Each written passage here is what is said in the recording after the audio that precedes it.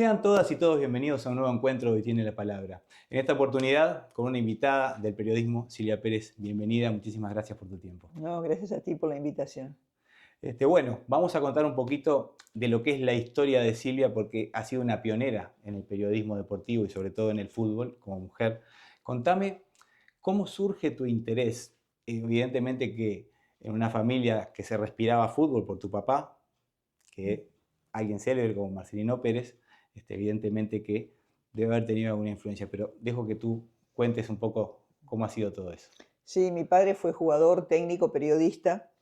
Y bueno, yo iba cuando era una niña muchas veces con él a los partidos y a los entrenamientos, a las prácticas.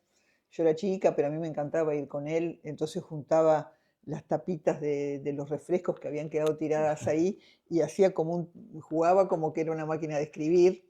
Y también con una cajita de postre o de flan me hacía un agujerito y unos hilitos y jugaba a sacar fotos. O sea, de alguna manera estaba jugando a ser periodista, aunque después en el colegio donde yo iba, que hacían test psicológicos y todo a ver qué ibas a hacer o qué quería hacer, yo quería ser veterinaria porque amo a los animales o profesora de educación física.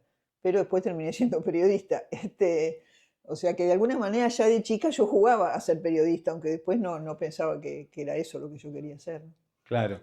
Y después, o sea, en el momento que vos decidís formarte, ¿cómo entraste a eso? Bueno, vamos a hablar después de los medios en sí, pero ¿por dónde le entraste a la cosa? Digo, tú hiciste tus estudios de como todo niño en la escuela y adolescente, Ujú, pero ujú. Sí, lo este, que pasa es que yo terminé el liceo y me casé enseguida, muy claro, jovencita, entonces después no seguí una carrera enseguida. Y tuve 2 hijos, o sea que después cuando de repente capaz que quería ser profesor de educación física ya estaba en otra. Y bueno, después empecé a trabajar en el periodismo, en emisora Alfa, en un programa que tenía Nacho Suárez que se llamaba Primer Plano y era muy escuchado en ese momento. Y él 3 veces por semana yo iba y hablaba de fútbol.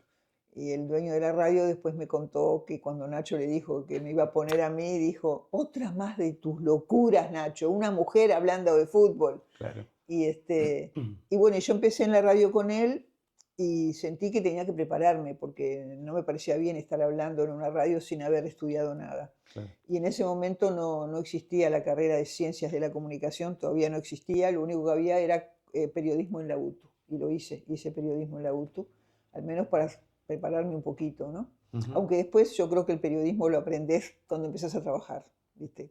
Sobre todo en un diario, vas a las canchas, todo eso, ahí empezás, aprendés de verdad. Pero bueno, y además fue muy gracioso todo lo que me pasó cuando empecé en la radio, porque a veces llamaba a un dirigente para hacerle una nota y me decía, usted señorita tiene un programa de fútbol, o sea, les parecía rarísimo. Y además a veces yo decía, no, yo soy Silvia Pérez de emisora Alfa, la de Olmedo, porque como Sí, porque coincidía. en ese Y momento, justamente estoy hablando del coincidían. año 87, Claro, en ese momento No Toca Botón era lo que más se veía en la claro, televisión, era un programa bárbaro, te divertías pila, y había una vedette que se llamaba Silvia Pérez, claro. entonces me decían, Silvia Pérez, no, lamento decepcionarlo, pero no, le decía yo, esas cosas graciosas que pasaron, y a los pocos meses y además tenía un programa, eso era con Nacho, pero los sábados en la misma radio tenía un programa este, un programa que se llamaba Sábados Deportivos, Ajá. que era un almuerzo con Juan Gallardo, lo conducíamos, desde el Mercado del Puerto, invitamos a una persona a almorzar y hacíamos ese programa que estaba bueno, estaba muy bueno porque hablábamos de muchos temas, no solamente, era con gente del fútbol, pero no solamente para hablar de fútbol. Claro. Y a los pocos meses de eso empecé a trabajar en el informativo de Canal 5. El productor Hugo Brugnini era el productor y también se la jugó por poner a una mujer, que Ujú. no era común.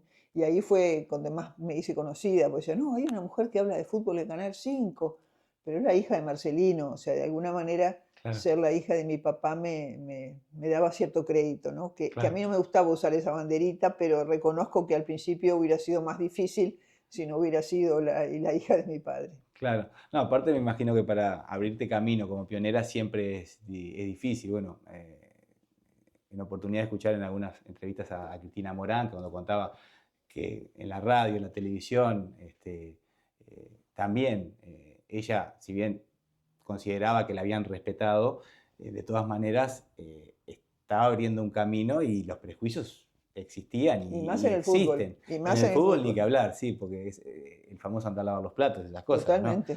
Entonces, Y además con los colegas, o sea, a los colegas no les gustó nada que apareciera una mujer. claro, Yo iba al Estadio Centenario, a la bancada de prensa, y todos me miraban como diciendo, ¿y esta qué hace acá? Y nadie me saludaba.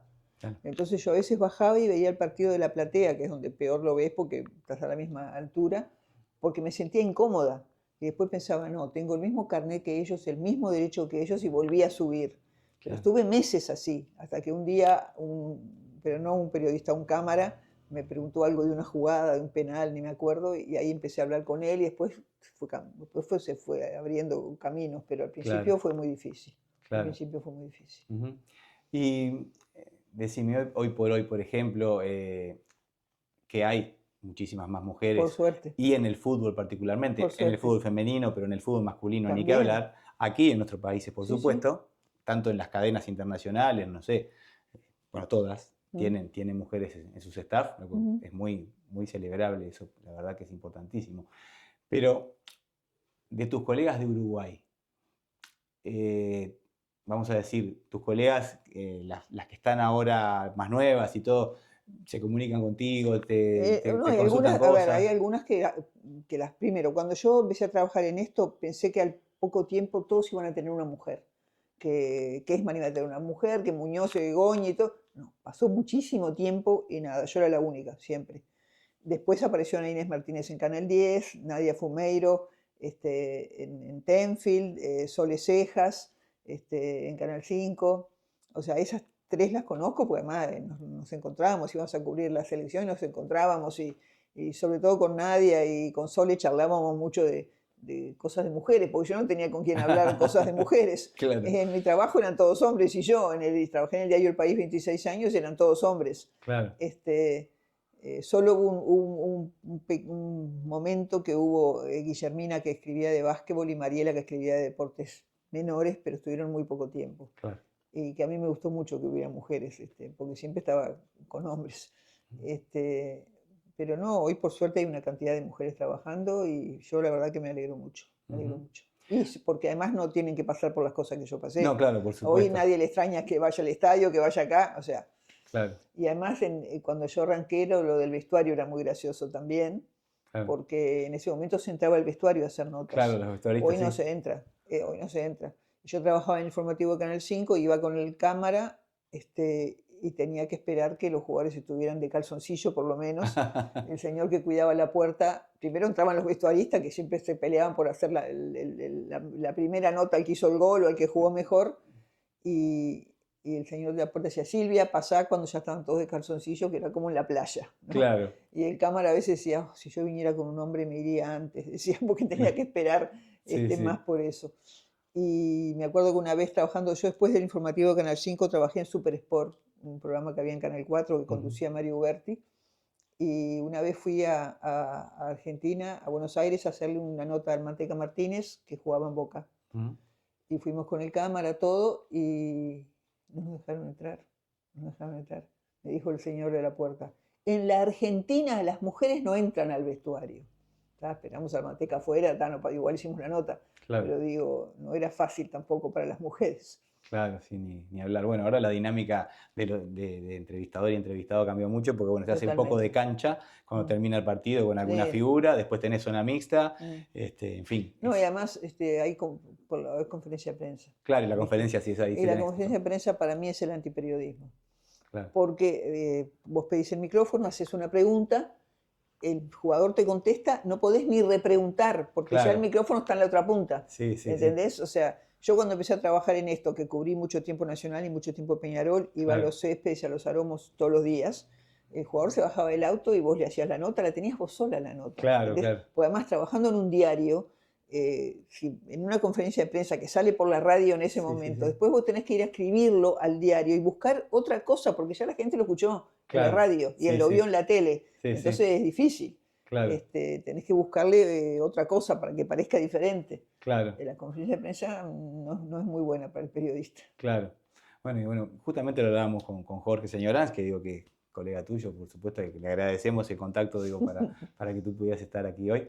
Que bueno, que los medios de comunicación han cambiado tanto con la tecnología y con las posibilidades de cada persona de tener de alguna forma su ventana al mundo y para expresarse, y las noticias vuelan. Antes tenías que esperar, no sé, un entrenamiento, por ejemplo, que te mandaban, no sé, alguien que estaba en Europa y todo, y de repente era una carta o que te trajeran un libro capaz que venía por barco o por avión, pero demoraba, o sea, la inmediatez de ahora es No, impresionante. es que antes, por ejemplo, trabajando en un diario, Jorge y yo también, vos tenías una noticia que la habías descubierto y la tenías solo vos, Claro, ¿no? Y tal, la guardabas y al otro día un título en el diario. Hoy es imposible.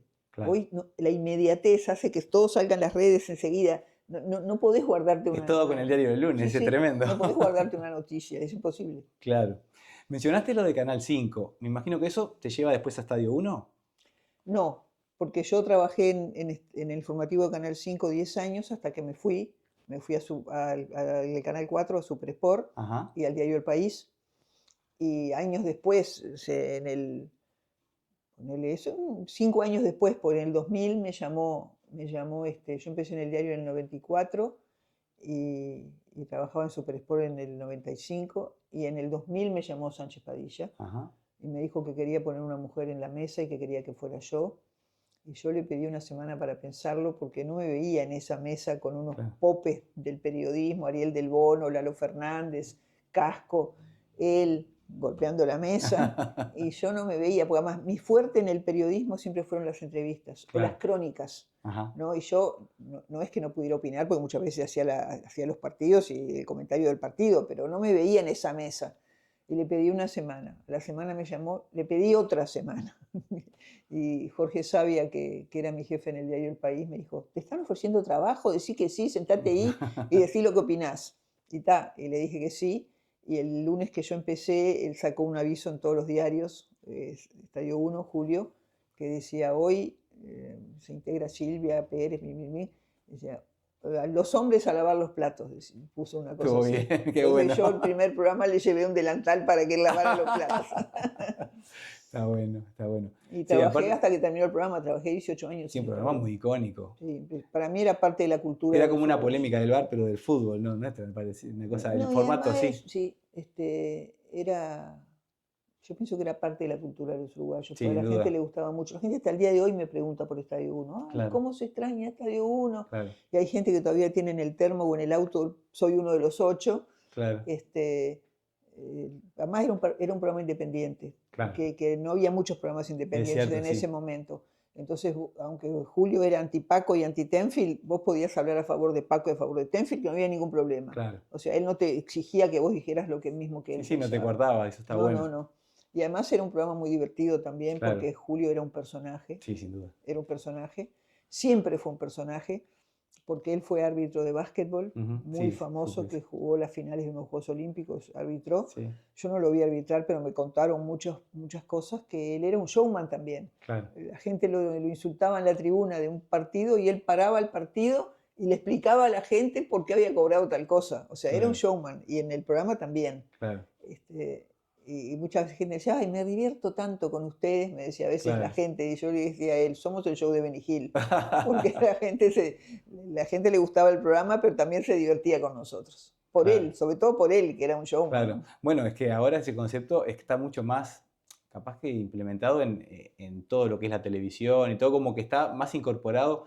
eh, Capaz que en aquel momento como que había una tendencia a una televisión un poco más seria, entre comillas, ¿no? En cuanto a formato. Y Ujú, ahora como que todo el tema del humor y todo se incorpora en una ujú. cosa un No, pero poco en más aquel momento distendida. no, en aquel momento Claro, no. ¿no? Y además Estadio Uno también fue una escuela de periodistas. Ujú, No en mi caso, pues yo había trabajado en el informativo y trabajaba en el canal, en el diario y todo, pero muchos periodistas que después fueron muy conocidos empezaron ahí. claro, Celsa, el Toto, ujú, Franklin Morales, una cantidad de gente arrancó en Estadio Uno. claro.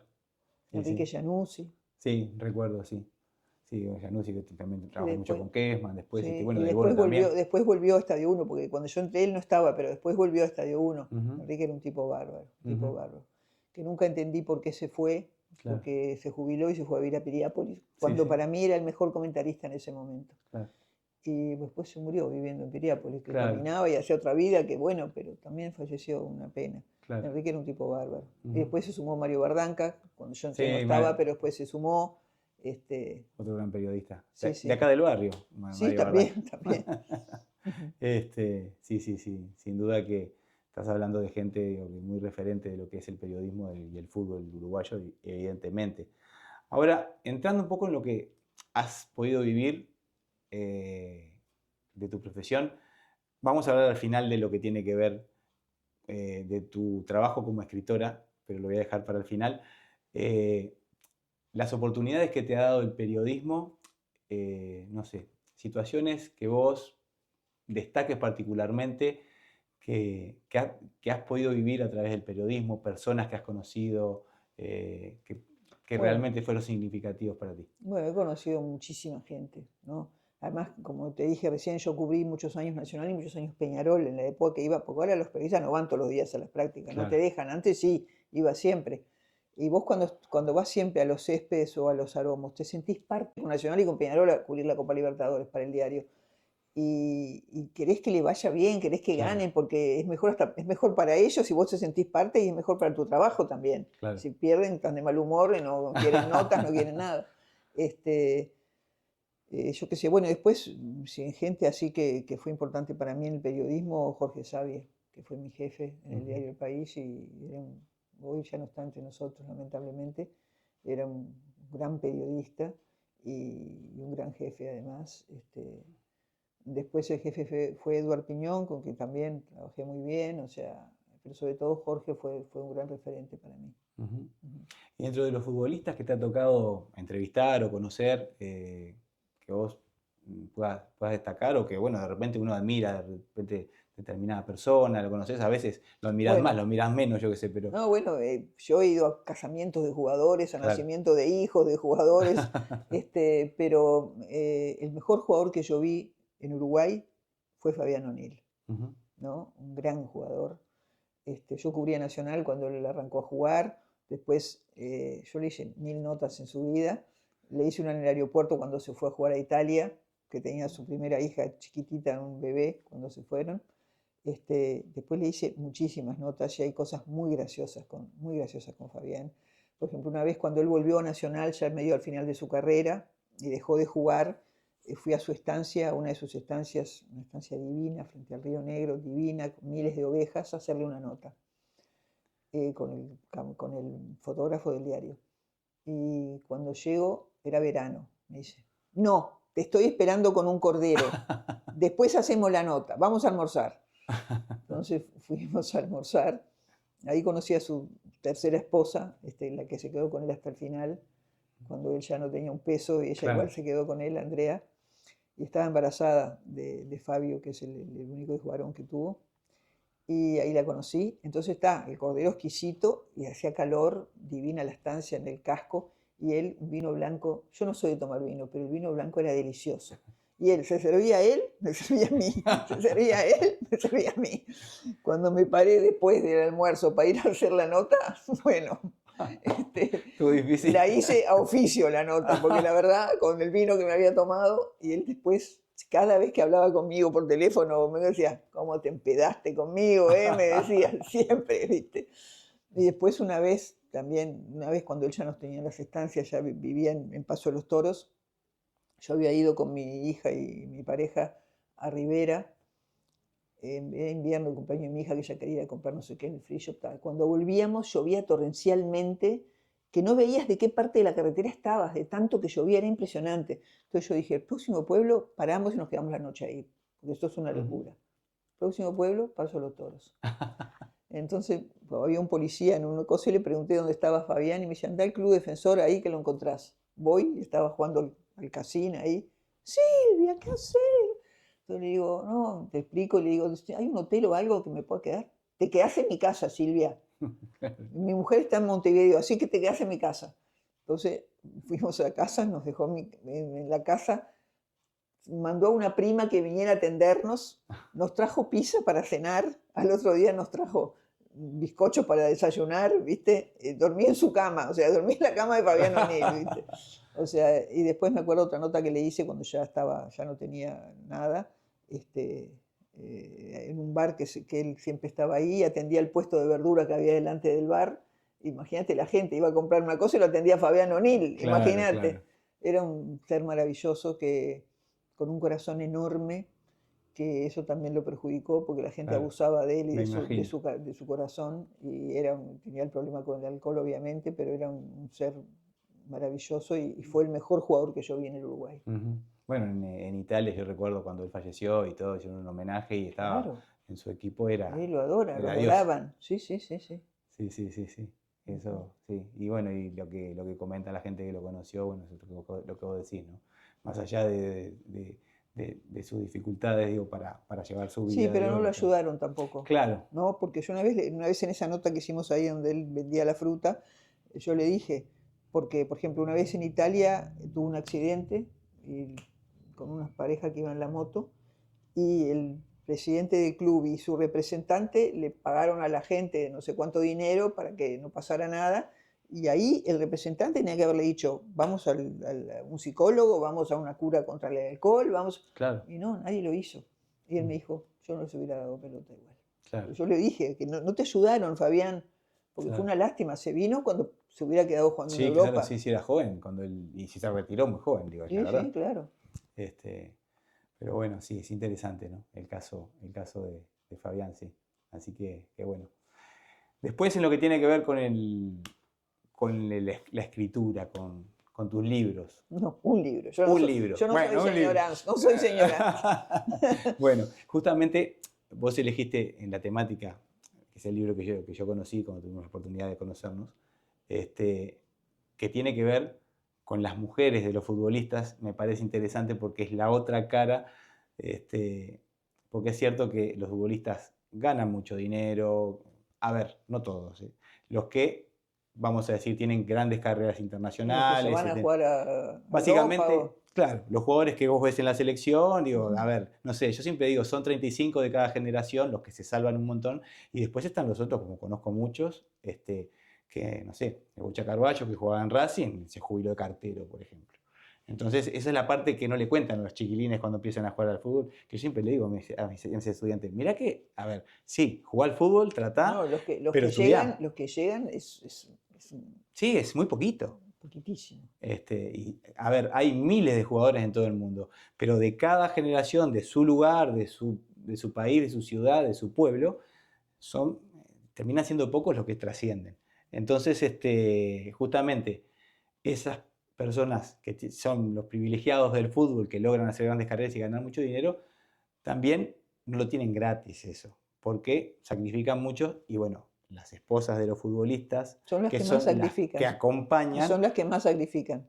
tienen que vivir unas vidas que tienen un confort económico por un lado, pero hay muchas cosas que se pierden. Se pierde el futbolista y se pierden sus esposas. Contame cómo surge en tu mente esa Bueno, idea y cómo lo desarrollaste. bueno, porque yo, como fui muchas veces a las casas, yo trabajando en el diario, los domingos de noche, con los compañeros decidíamos quién había sido el jugador de la etapa.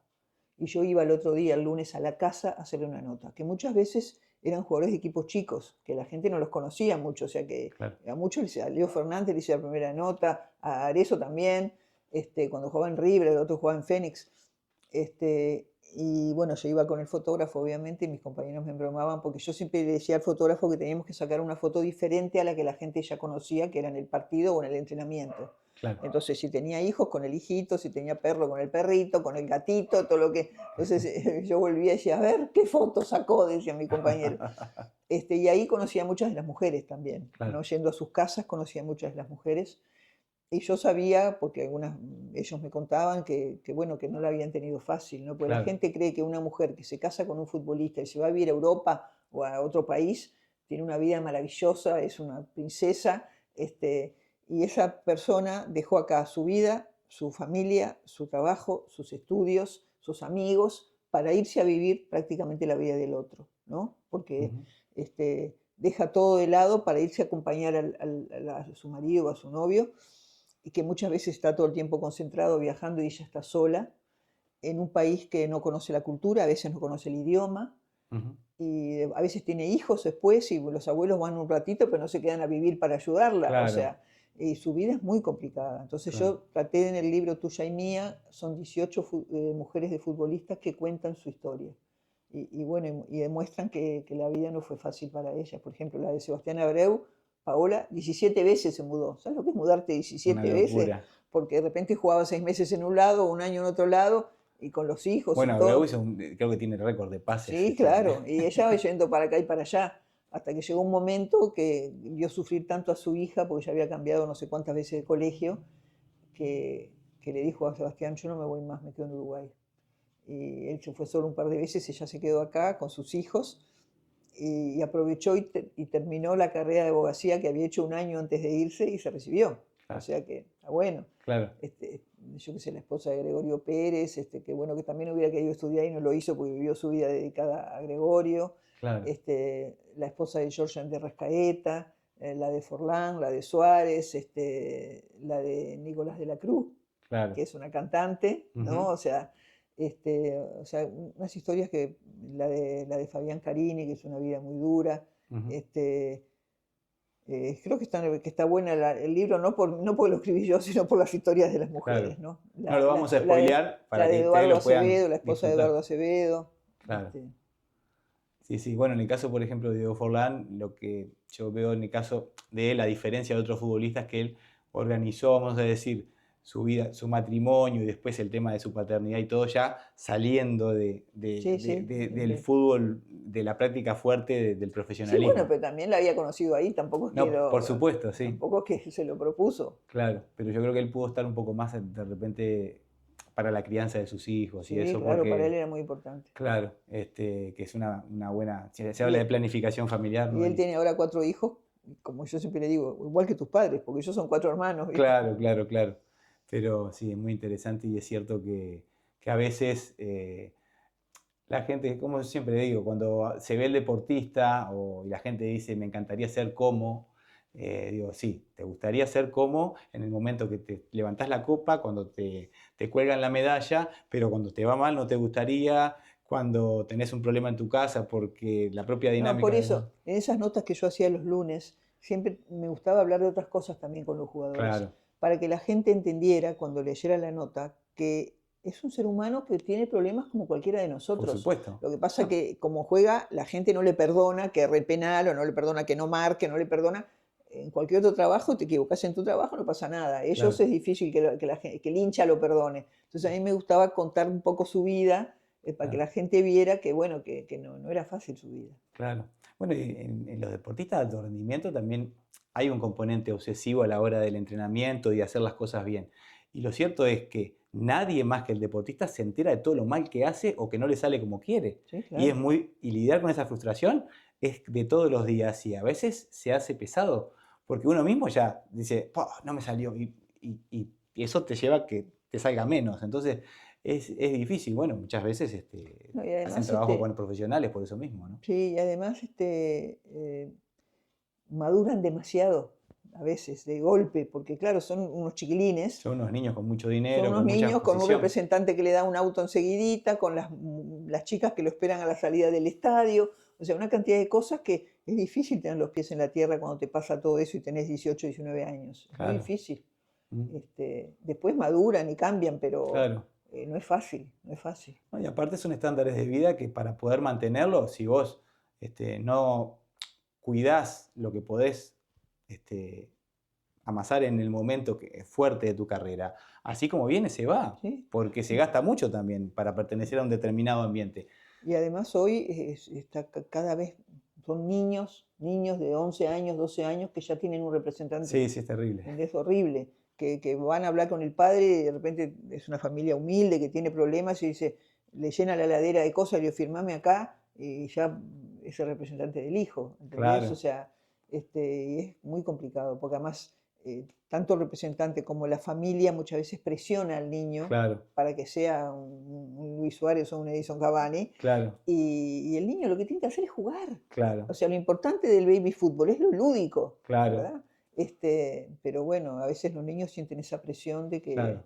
de que lo que le gritan los padres de afuera y cuando llegan a la casa lo rezongan porque no hizo lo que él le gritaba y él tiene que hacer lo que le manda el técnico, no Ni lo que le hablar. manda el padre, o la madre o la abuela, o sea, Sí, bueno, eso lo habla mucho Jorge. Aimar. Y Aimar, por ejemplo, habla Mm, que está en la dirección técnica ahí en el equipo con Scaloni y todo, y dice, los chiquilines cuando son pibes tienen que divertirse, jugar, claro, dejarlo jugar a la claro, pelota, dejarlo claro, que haga una moña, una pisada, un caño, claro. porque es justamente el patrimonio del jugador sudamericano, que es por lo que siempre en Europa se han maravillado de eso y siempre han llevado, si empezamos a mirar todos los jugadores que están en Europa, la gran mayoría, bueno, no sé si la gran mayoría, pero un gran porcentaje de figuras son jugadores sudamericanos, brasileños, Sí, argentinos, claro. uruguayos, colombianos, bueno, Sí, de sí, toda sí, sí, Latinoamérica. sí. Entonces, realmente esa cosa de potrero, que era eso de, bueno, acá estamos en el hipódromo, digo, el potrero, donde el caballo dejaba el círculo para, cuando lo vareaban, y después nosotros íbamos a jugar a la pelota, ¿no?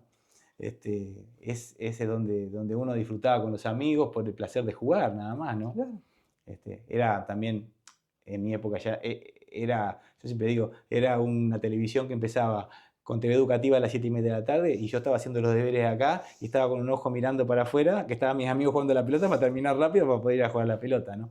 Ahora están las pantallas, hay otras cosas No, y y se ha además antes perdido los eso. niños no sufrían esa presión que sufren Claro, hoy de sus familias para que los salve económicamente. claro, ni hablar. Y es muy fuerte para los niños, Bueno, muy fuerte. Maradona lo vivió, digo, Sí, claro. siendo muy jovencito, ¿no? Ujú. Y es difícil. Yo le hice una nota, dos a Maradona. Ujú, Y la verdad, yo lo admiré siempre. Fue el mejor claro. jugador que vi. Sí, El claro. mejor jugador. Porque gente dice, no, Pelé era mejor. Yo Pelé no lo vi. Lo vi en Claro. alguna película, pero no lo vi. Maradona era un genio, un genio. Y una vez yo trabajaba en Super Sport en Canal 4 y nos enteramos que estaba en Punta del Este jugando con unos amigos. Entonces fuimos. Yo hacía en ese momento una nota que se llamaba La Metralleta, que era como un ping-pong. Entonces fui a hacerle la metralleta. Y yo, que nunca me sacaba fotos con los jugadores, pues yo tenía compañeros de trabajo que le hacían una nota a un jugador, ya le pedían la camiseta, ¿viste? Yo Claro. no, jamás. Pero era Maradona.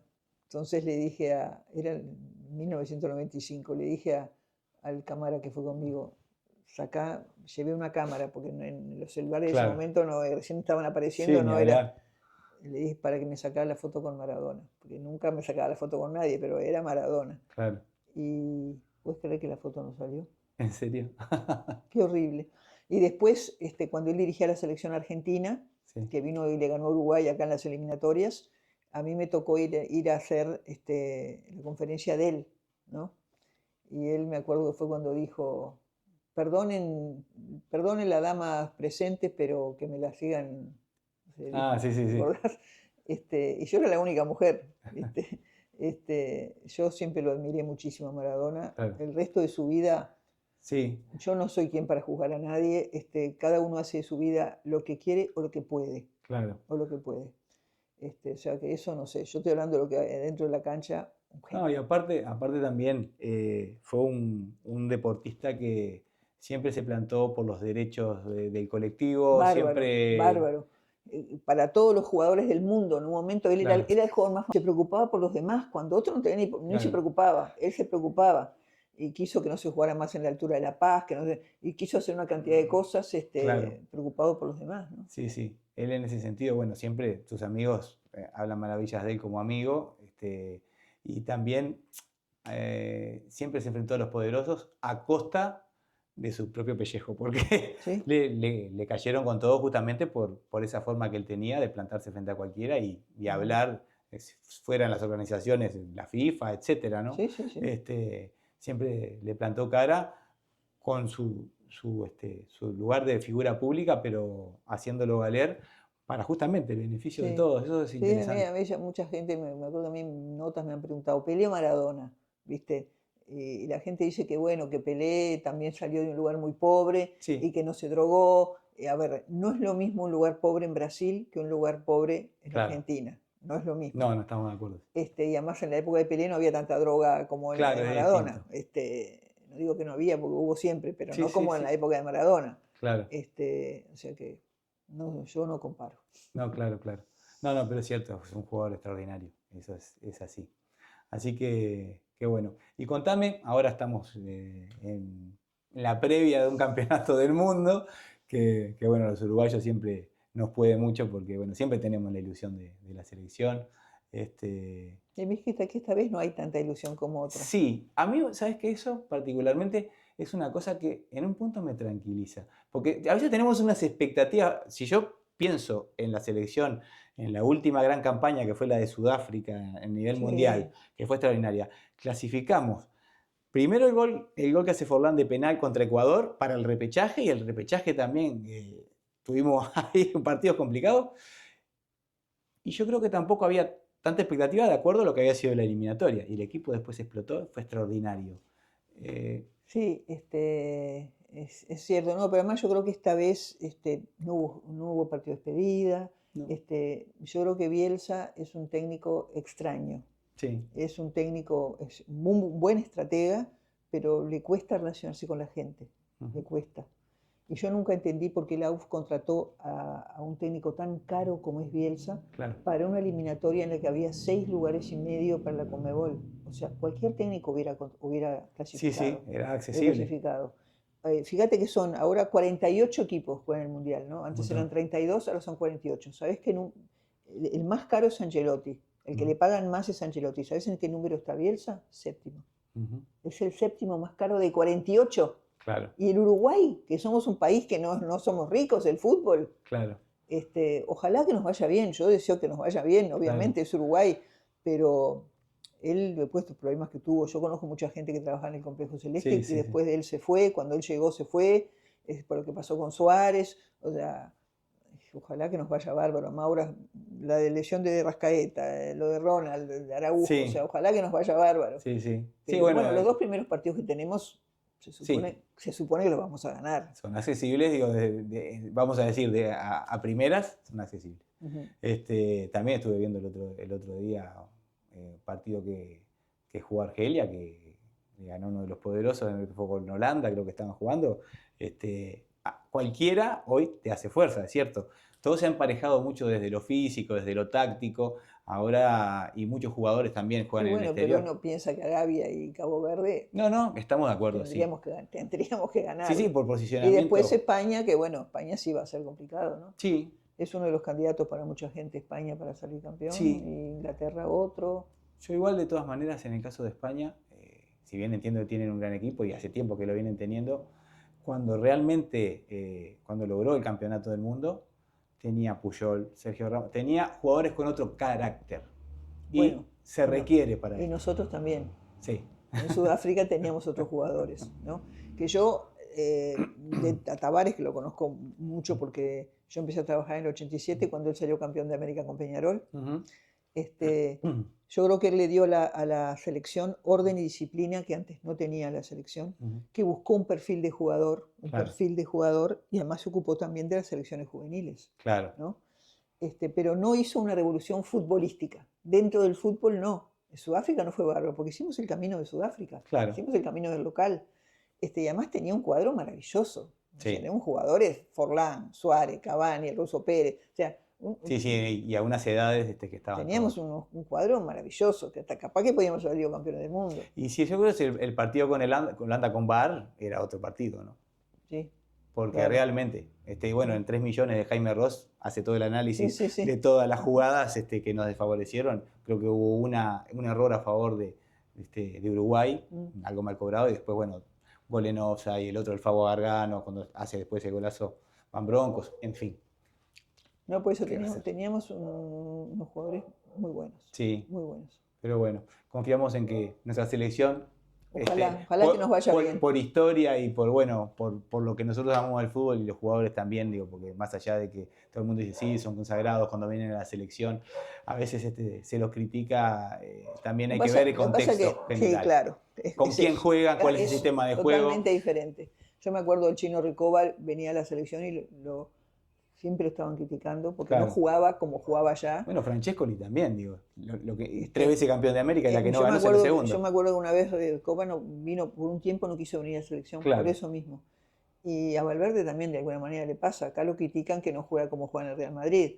Y bueno, hay que ver el contexto, los compañeros, o sea, y además vos jugás todos los fines de semana. Acá jugás una vez cada vez diferente. Sí, claro. Pero ¿a qué Pero lo hace bueno, jugar el técnico? Porque también no es lo mismo que yo te diga, bueno, vos vas a asumir este rol en el equipo y de repente en el equipo donde jugás todos los días Distinto. es otro, el liderazgo, la posición en el campo, Todo. en fin, y el requerimiento del técnico lo que prioriza, de repente necesito que defiendas más que lo que no ataques tanto, entonces, no sé.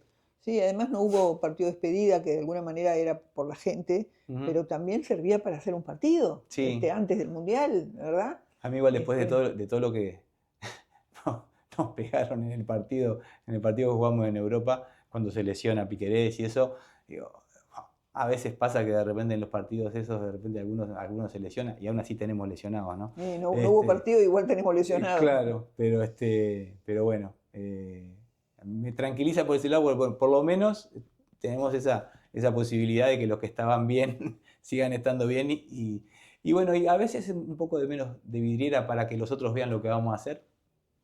Vamos a ver cómo nos va. Así que, qué bueno. Ahora me quedé pensando, no me quedé pensando eso, me preguntaste de los jugadores, qué relación tenía con los jugadores. Yo me acuerdo en la Copa América del 95, que Uruguay sale campeón. Sí. Yo estaba embarazada de mi hija y iba a Los Aromos, donde concentraba Uruguay, el equipo de Pichón Núñez, a hacer notas con panza. Entonces el Guti, Álvaro Gutiérrez, me decía: vamos a salir campeones y le vas a poner Gloria Celeste, me decía, ¿no? Salieron campeones. Que ese día me acuerdo que yo ya la había tenido, volví a trabajar en Super Sport en el estadio el día que salen campeones. Obviamente mi hija se llama Martina, ¿no? Gloria Celeste, pero como 8 años después yo iba con mi hija por Villa Biarritz, por la feria de Villa Biarritz, y escucho que alguien empieza a gritar: ¡Gloria Celeste! Era el Guti. Y dice: esta es Gloria Celeste. Qué bárbaro. La verdad que son anécdotas increíbles. Anécdotas graciosas, sí. Y el fútbol tiene eso, tiene eso de esa cotidianeidad y esa cosa, digo, también de picardía que tanto nos gusta a los uruguayos, ¿no? Así que bueno, una cosa que les quiero decir, como siempre, que todo lo que tiene que ver con el contenido de Silvia, sus redes sociales, van a quedar aquí linkeados en la descripción de esta entrevista. Bueno, Silvia, agradecerte enormemente por haberte molestado venir hasta acá, digo, aceptar mi propuesta. Como yo siempre digo, no soy periodista y entrevistar periodistas me da un poco de calor, pero bueno, de todas maneras lo hago. No sos periodista, pero lo haces muy bien. Muchas gracias. Sobre todo tratándose de figuras tan referentes como Silvia y como otros que han pasado por aquí y van a seguir pasando, espero, porque este es un espacio que trata sobre todo de dejar testimonios de vida válidos para que el día de mañana otras personas que quieran emprender esos caminos tengan dónde mirarse y saber por dónde ir. Así que te agradezco muchísimo. Y bueno, será hasta siempre cuando nos convoque el deporte o el Mundial. Vamos a ver qué pasa. Vamos a ver qué pasa. Nos vemos en la próxima.